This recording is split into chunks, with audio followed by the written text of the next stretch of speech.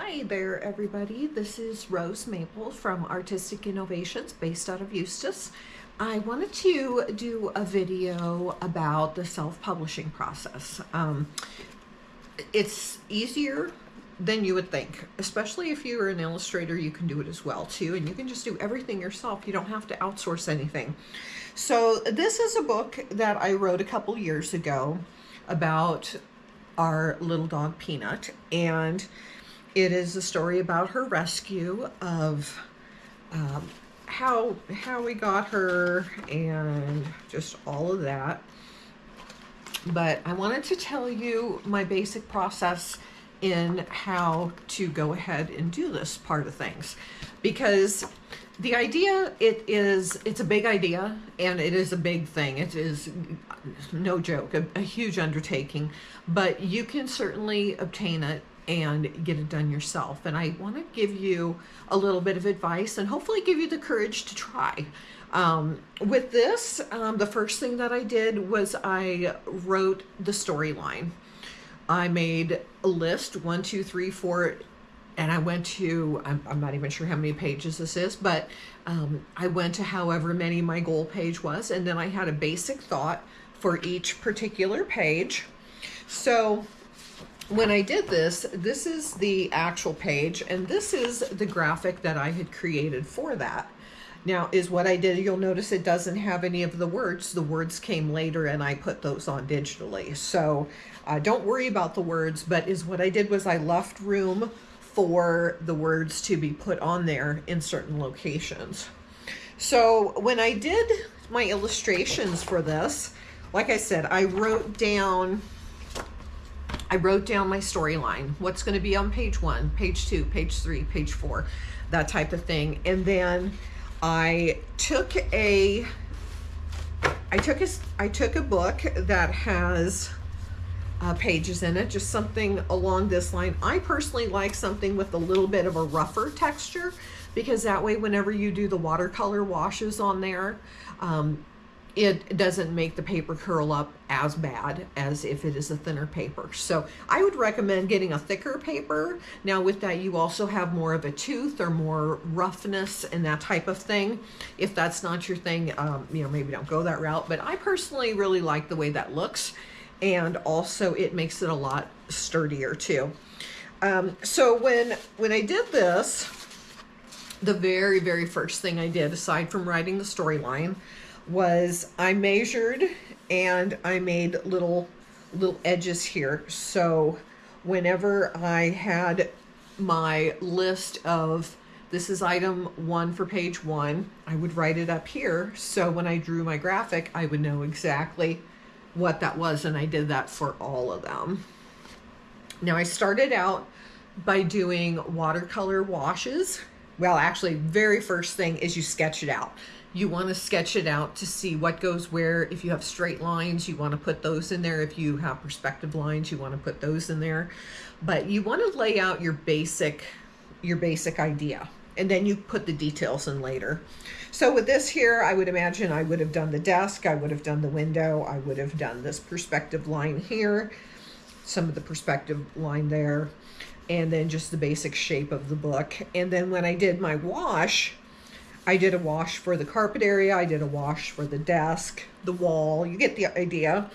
But I came in and I actually did a couple of different washes on there so I could make it darker when I did my watercolor end of things. And then when I was done with the watercolor end of things, I added acrylic on top of there. And the acrylic also lets you paint over and get a white tone. And you can also do some things with acrylic that you're not able to do in watercolor, like over here with the bricks, and it just adds a texture that you're not going to get as easily with watercolor. It's just a little different, and I like that. And then once I was done with the acrylic part, I came in and I lined it out with a liner, and it was Sharpie. And then it just gives you some black lines and helps you to kind of separate it out a little bit more. This is her in front of the cage before I pulled the string to trap her. This is her smelling the food.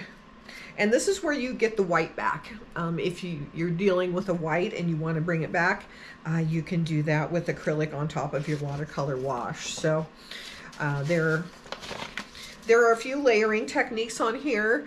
And then once you get the Sharpie part done, then you can come in and scan everything that you've done.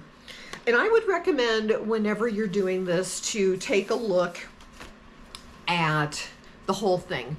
Scan it, look at your picture. Sometimes when you look at a picture, you'll see things that you normally don't see. I do this all the time when I'm doing a commission or I'm doing some kind of a project. I'll just snap a shot of it. And when I look at that picture, I will see things that are not available to me that I notice with my naked eye.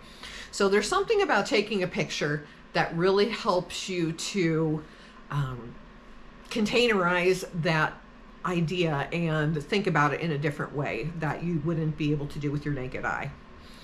So once you do that, you want to make sure that you have your contrast with everything. You want to make sure your blending is good. Now, once you have your scans done, you could also do tricky stuff in Photoshop, which is also what I did as well too.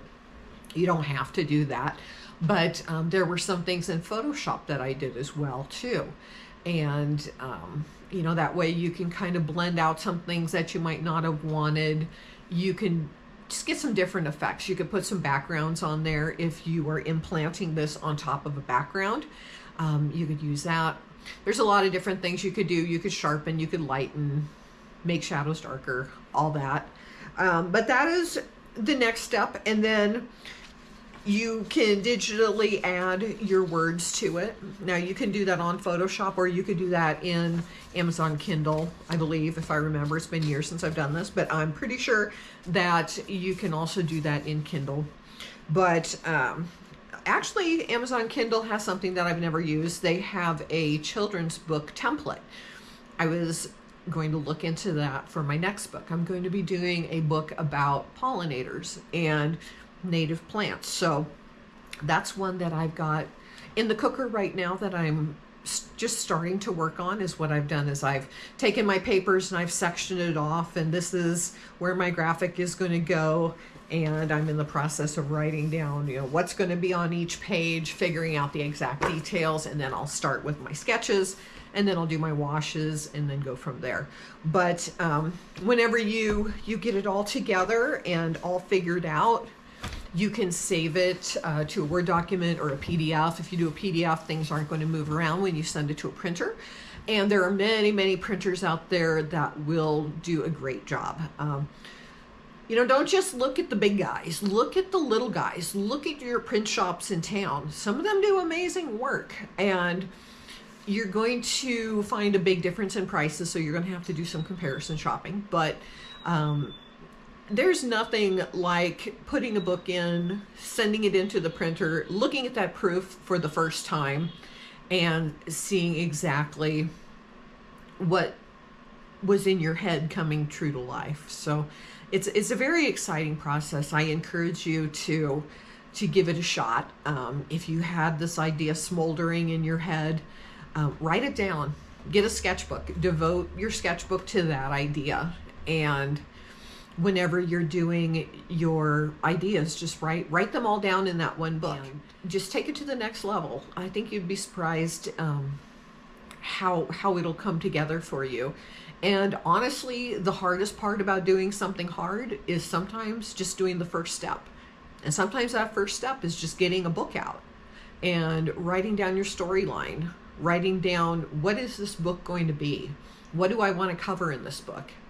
And just because you write that down and what you say, you can change it a million times. It doesn't matter. You just need to start somewhere. Start somewhere, jump off, and see where it goes.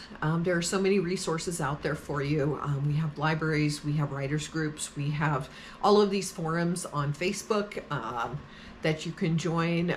You can network with other authors, other illustrators, and it's a whole big old wide world out there, and everybody is so nice and friendly and excited to help you get your story out there. So I highly encourage you to give it a shot and just give it a try. I don't think you'll regret it. Well, thanks for listening to me ramble, and I hope you might have gained a little bit of inspiration, and I hope you have a wonderful and creative day. Thank you. Bye.